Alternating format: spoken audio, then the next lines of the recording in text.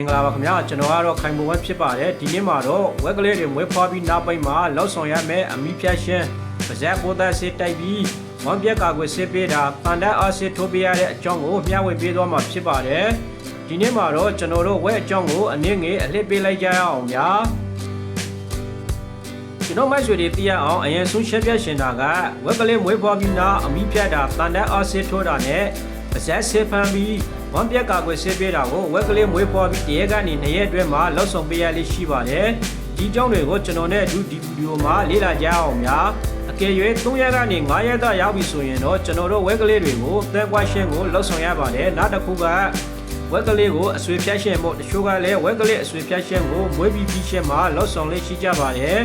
်ဝက်ကလေးအဆွေဖြတ်ရှင်းဟာလည်းဝဲမွေးမြူရေးမှာအရေးတကြီးလောက်ဆောင်ရမယ့်အရာတစ်ခုဖြစ်ပါတယ်ဒါကိုလည်းမဖြစ်မနေလောက်ဆောင်ရမှာပါဒီနေ့မှာတော့ကျွန်တော်တို့ဝက်ပွားပြီးနောက်ဝက်ငယ်လေးတွေကိုသဲကွာရှင်းနဲ့အမီဖြတ်ရှင်းအကြောင်းကိုရှင်းထားခဲ့ပါမယ်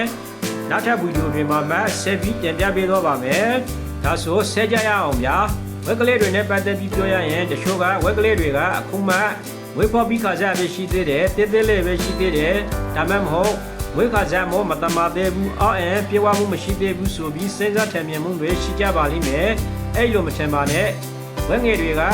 ကတင်းနေသေးတယ်ဆိုပေမဲ့ဒါတွေအကုန်လုံးကိုဝက်ငယ်တွေမွေးဖွားပြီးနောက်တရက်ကနေ3ရက်အတွင်းမှာမဖြစ်မနေပြီးစီအောင်ဆောင်ရွက်ရပါတယ်ဒါပေမဲ့အသေးစားမွေးမြူကြတဲ့တနိုင်တစ်ပိုင်းရှမ်းသမောအများစုကတော့ဒါတွေလောက်ဆောင်ပေးရှင်တိုက်မရှိကြပါဘူးကြီးမားတဲ့ရှမ်းကြီးတွေကတော့အသေးစားမွေးမြူရှမ်းငယ်တွေနဲ့မတူကြပါဘူးကြီးမားတဲ့ရှမ်းကြီးတွေကတော့သူတို့မှာစနိုက်တကြအစင်းစဲပတ်မှတ်ထားတဲ့ရှမ်းငယ်လေးတွေနဲ့မတူတဲ့စီမံခန့်ခွဲမှုမျိုးရှိပါတယ်သူတို့ရှမ်းတွေကတော့မွေးပြီးတရက်ကနေ2ရက်အတွင်းမှာအမီဖြတ်ရှင်းဝမ်ပြက်ကာကွယ်စစ်တိုက်တာနဲ့ပန်ဒတ်စစ်ထိုးတာတွေလောက်ဆောင်ကြပါတယ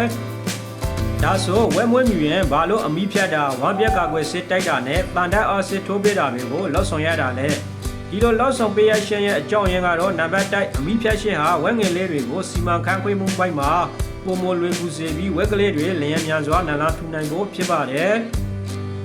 နံပါတ်2ဝက်ကလေးတွေကိုပန်ဒတ်အားစစ်ထိုးသွင်းပေးရရှင်းဟာဝက်ကလေးတွေမှာပန်ဒတ်ကိုအားဖြစ်ပေးဖို့ဖြစ်ပါတယ်ဘာလို့လဲဆိုတော့ဝက်ကလေးတွေဟာပန်ဒတ်အများကြီးလိုအပ်ပါတယ်ကျွန်တော်တို့မှာရှမ်းစနိုင်းနဲ့မွေးမြူထားတဲ့မွေးမြူရေးဝက်တွေဟာတိုးဝက်တွေဝက်မဲတွေနဲ့မတူပါဘူးတိုးဝက်တွေနဲ့ဝက်မဲတွေကသဘောအတိုင်းနေထိုင်သွားလာပြီးစားသားနေထိုင်ကြပါတယ်သူတို့ကမြေကြီးနဲ့ထိတွေ့ခွင့်ရလို့ပန်ဒတ်ကိုရရှိကြပါတယ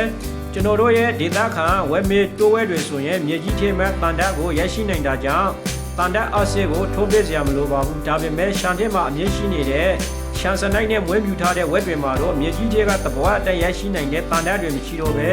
ပန်ဒတ်ရှုတ်တဲ့မှုဖြစ်လာနိုင်ပါတယ်ဘာလို့လဲဆိုတော့သူတို့ကတချင်လုံးကွန်ကရဲ့ခန်းထဲမှာပဲနေရလို့ပန်ဒတ်ရှုတ်တဲ့သွားပါတယ်ဒါကြောင့်ဝက်ကလေးရဲ့ခန္ဓာကိုယ်ထဲကိုပန်ဒတ်ဆော့ယူနိုင်ဖို့အတွက်အရှိန်ကြီးအများဆုံးပန်ဒတ်အားစစ်ထိုးသွင်းပေးရပါတယ်ကျွန်တော်မိုက်ဆွေတို့တတိထားမိရင်ဝက်ကလေးတချို့ကိုလုံးဝနေတာကိုတွေ့ရပါလိမ့်မယ်ဝက်ကလေးတချို့ဟာကိုဝါနေတာကိုကျွန်တော်မိုက်ဆွေတို့တတိထားမှုတွေဆိုရင်ဒါဟာဝက်ကလေးပန်ဒတ်ရှုတ်တဲ့တာပဲဖြစ်ပါတယ်ပန်ဒတ်စစ်ထိုးပေးလိုက်ရင်ဝက်ကလေးတွေမှာခန္ဓာကိုယ်ဝါတာတွေပြောင်းသွားပါလိမ့်မယ်နံပါတ်3ပါဇက်ပိုးသားပြီးဝမ်ပြက်ကာကွယ်စစ်တိုက်ရှင်းဖြစ်ပါတယ်ဝက်ကလေးတွေကိုဒီလိုတိုက်ပေးရရှင်းကတော့ဝက်ကလေးတွေဝမ်ပြက်ဝမ်ရှိုးနဲ့ဝမ်ကယောဂဖြစ်တာကိုကာကွယ်ဖို့အတွက်ဖြစ်ပါတယ်ဒီဝမ်ပြက်ဝမ်ရှိုးယောဂဟာဝက်မကြီးရဲ့နိုးရည်ကနေတိုးလကောင်းသို့မဟုတ်ရှမ်းကြမြင်ကမတန်းရှင်းတဲ့ဗေဒီယာတွေကနေတိုးလကောင်းဖြစ်နိုင်ပါတယ်ဝက်ကလေးတွေကညိပ်ပတ်ပြီးမတန်းရှင်းတဲ့ရှမ်းကြမြင်ကိုသွားနှမ်းတာရှာနဲ့ရဲတာတွေလောက်တဲ့အခါဝမ်ပြက်ယောဂကူးစက်နိုင်ပြီးကျွန်တော်တို့ရှမ်းမှာစီးပွားရေးရဆုံးရှုံးမှုတွေဖြစ်စေနိုင်တာကြောင့်ဒီလိုပါဇက်ကိုဝမ်ပြက်ယောဂကာကွယ်ဆေးကိုတိုက်ပေးရတာဖြစ်ပါတယ်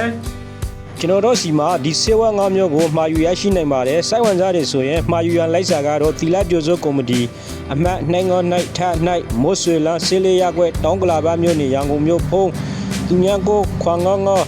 ကိုရှာရှာရှစ်တေရှာသူများကိုခွန်ရှာငေါလေးနိုင်လေးနှစ်တိတ်ခွန်သုံးဆက်တွေမှာယူနိုင်တယ်လို့သီလကြိုစိုးဖေးပေါကတော့လဲဆက်တွေမင်းများမှာယူနိုင်ပါတယ်ခင်ဗျာ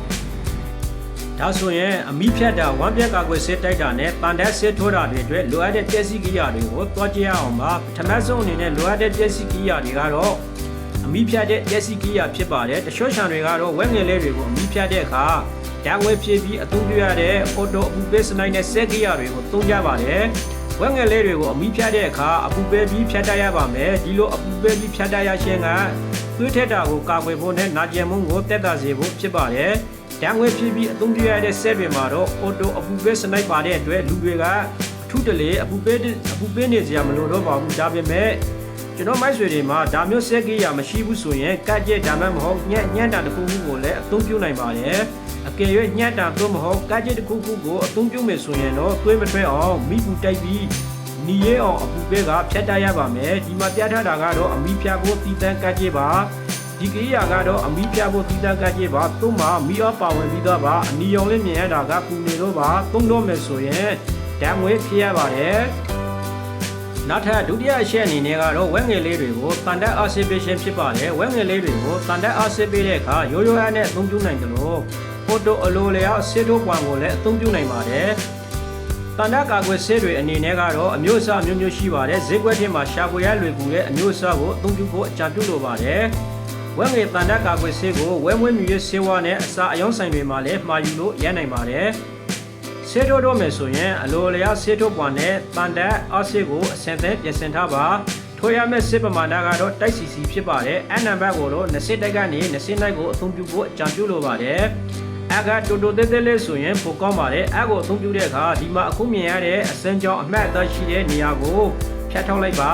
ကျွန်တော်တို့ကအခုမှအတိုက်ထိုးမဲ့သူတွေဆိုတော့အကရှင်နေရင်မကောင်းဘူးအကိုဖြတ်ထောက်လိုက်ပြီးရင်အရင်လိုပဲလုံအောင်ပြန်ဆွဲထောက်လိုက်ပါဒါဆိုအကဒီလောက်ပဲကြာပါမယ်အဲ့တို့အနေထားမြင်နေတော့ဘာလို့ဒီလိုလောက်ရတာလဲဆိုရင်အကရှင်နေတယ်ဆိုရင်ဝဲအ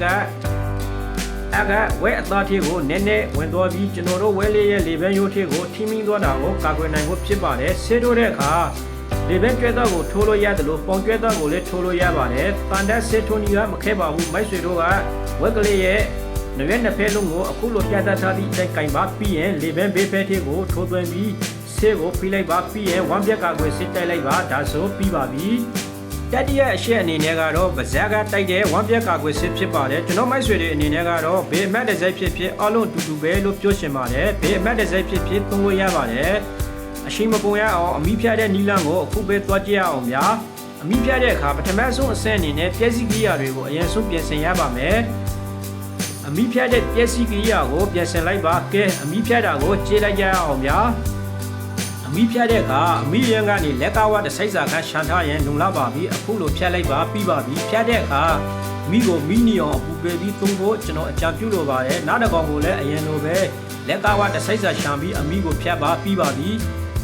သွေးမထွဲဘူးတော့အမီးဖြတ်တာပြီးပြီဆိုရင်နောက်တစ်ခုကတော့ဗဇက်ကတိုက်တဲ့ဝမ်းပြက်ကာကွယ်ဆေးကိုဖြန်းပေးလိုက်ပါဒီဝမ်းပြက်ကာကွယ်ဆေးဖြန်းရှင်းကိုတစ်ချက်တည်းဖိနှိုက်ပေးလိုက်ရုံပါပဲဝမ်းပြက်ကာကွယ်ဆေးတိုက်တာပြီးပါပြီဗဇက်ဘေးဘက်ကနေအရင်လိုပဲဖြစ်သွင်းပါဆေးကိုတစ်ချက်တည်းနှိုက်ရမယ်ဆိုပေမဲ့နှစ်ချက်နှိုက်လေးရပါတယ်ပြဿနာမရှိပါဘူးလောက်ရတာလွယ်လွယ်လေးပါဘာမှမခဲပါဘူး POE တွေကိုအရန်ကြီးကောင်းတဲ့ထင်းနေကြမလိုပါဘူးလက်တွေ့ကြတာကိုပဲလုံးဝလောက်သွားပါဒါဆိုရင်အားလုံးပြီးပါပြီဝမ်းပြက်ကကွယ်စစ်တိုက်ရှင်တန်တက်စစ်ထိုးရှင်နဲ့အမီးဖြတ်ရှင်လုပ်ငန်းစဉ်တွေပြီးဆုံးသွားပါပြီခင်ဗျာပြီးသွားပြီဆိုပေမဲ့နောက်ထပ်နောက်တစ်ကုန်ပြပါမယ်အရင်လိုပဲနော်ရှေထားတစ်ချောင်းကိုင်းအမီးကိုကိုင်းလက်ကဝတစ်စိုက်စာရှံပြီးဖြတ်ပါအရင်မလိုပါနဲ့ပြီးပါပြီဘာမှမခဲပါဘူးသွေးမထွဲဘူးနော်လုံးကြီးကတော့ရှေထားတစ်ချောင်းကိုင်းအမီးကိုကိုင်းပြီးမီးဖြတ်ရတာဖြစ်ပါတယ်သွေးမထွဲဘူးနော်မြင်ရတယ်မလားကင်မရာကရှင်းနေပါတယ်နော်အရင်လိုပဲနှစ်ရွက်နှစ်ဖက်လုံးကိုကင်ပြီးတန်တက်စစ်ထိုးသွင်းပါ